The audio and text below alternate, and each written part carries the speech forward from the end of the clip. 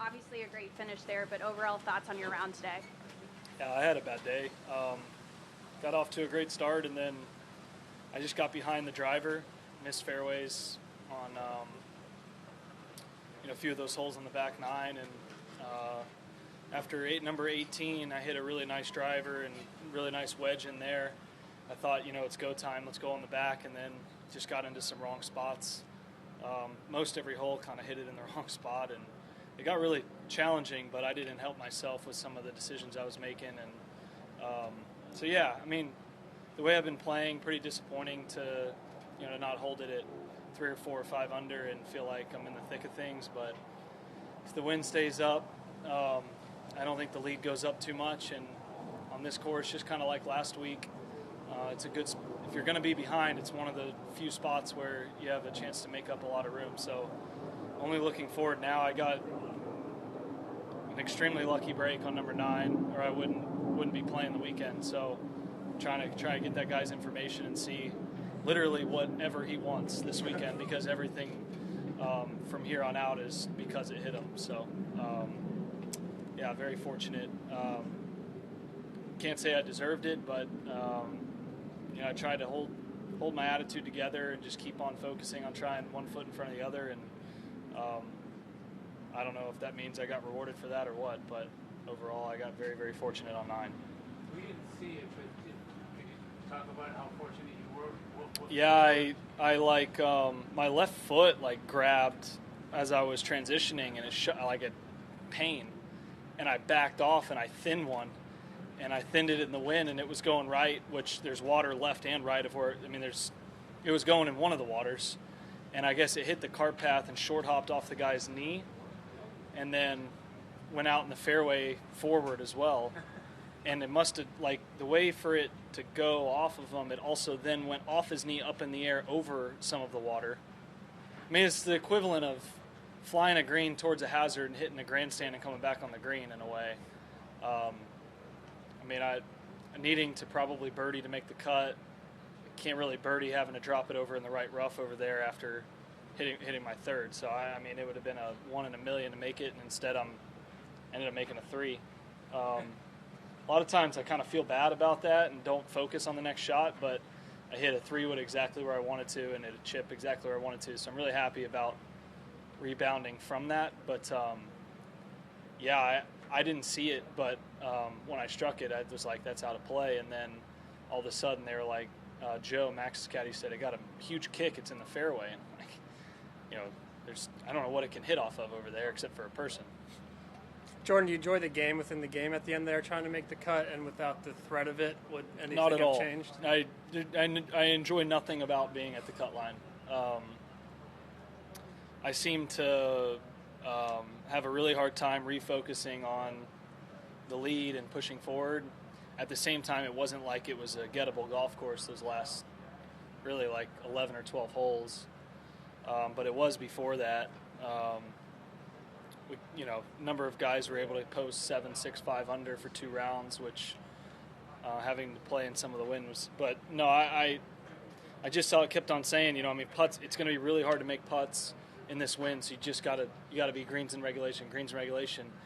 And after number 5, I did a good job of that on 6 and 7. Had some looks, and then I just put a kind of bad iron swing on it on 8, not knowing exactly where the wind was, and made bogey and figured I had to birdie 9 and got lucky.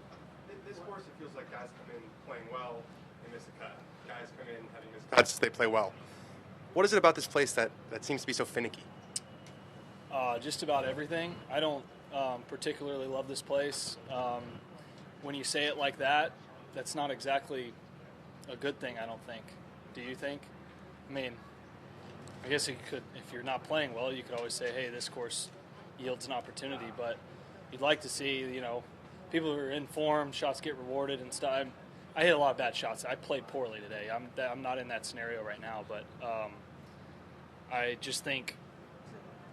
you find it tricky? It's extremely tricky.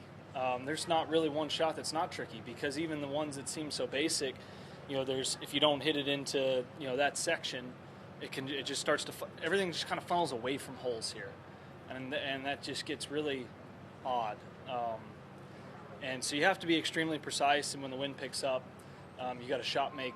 And if you miss fairways out here, you're just in big trouble. It really just, if you're missing fairways, no one's playing well missing fairways out here. You just have to be coming out of the short grass to have a chance to be hitting greens in regulation. So I think if you look at fairway percentage, most of the time, anybody in the top, 10 or 20 is gonna have found a lot of them, and more so than other golf courses relative to the field. Did you know where the ball was going today? Yeah, actually, I've been swinging it fine. I just got behind. I towed a couple drives early, and it really messed me up because then I got to a couple holes where you couldn't hit it left, and I shoved them out. So I think if I hit better tee balls on 10, 11, 12, which I was 2 under through those 3, but I didn't hit a good tee ball. Tim was good. I drop kicked it off the toe. I hit the ground first, just drew into the fairway. Wasn't a good shot, just worked out. Good result. Okay. But what I'm saying is, then I step on 14 with the wind off the right, and I'm like, I feel like it might go left if I get in front of it. It just, I just got a little late through the early part of that round, and then I felt pretty good about actually after that. Just played the wrong shots on 4 and 5, and it cost me 2 or 3 shots. How much harder is this than Harbor Town? They're same designer, very different. Yeah. I think it's a lot harder because it's longer and it's more exposed. Okay. And then the finish here is obviously extremely tricky. Yes. Harbor Town's a little easier of a finish. It's softer. Well, just less can go Yeah. wrong. You don't have a 2-shot penalty waiting on any swing like you do here. Jordan, just out of curiosity, for those who get it going south, which happens all the time in this game, is there anything about this course that, when you are going south, is more difficult to get momentum going the other direction? Just like, I wouldn't say it's different than last week or any of the more challenging venues that we played, but it's just so hard to force birdies. Like, you have to almost sit back and be like, okay, where are my birdie chances today? And there's 4 or 5 of them. I hit 2 good shots or 1 good shot here. It yields a really good birdie opportunity, and the rest of, and so if you're going south, a lot of times I bogeyed number 2 today when I had an iron into the green. All of a sudden, that just got rid of one of my good opportunities. Now I got a few hard holes in a row, and you got maybe number 6, maybe number 9 left. And so it kind of, you feel even like your back's more against the wall because you're like, I know it's going to be really hard to birdie a couple of those, but I lost a lot of my good opportunities, I guess, in a way. So that's not different really from last week. But if you have to force anything when it's going south versus like, all right, I'm a few over, but winning score is going to be 18 under. There's plenty of time to make it up. Just limit the mistakes. This is like you're trying to limit the mistakes every hole, so you're not focusing on trying to really shoot 8 or 9 under, I guess. Does that make any sense? Yeah.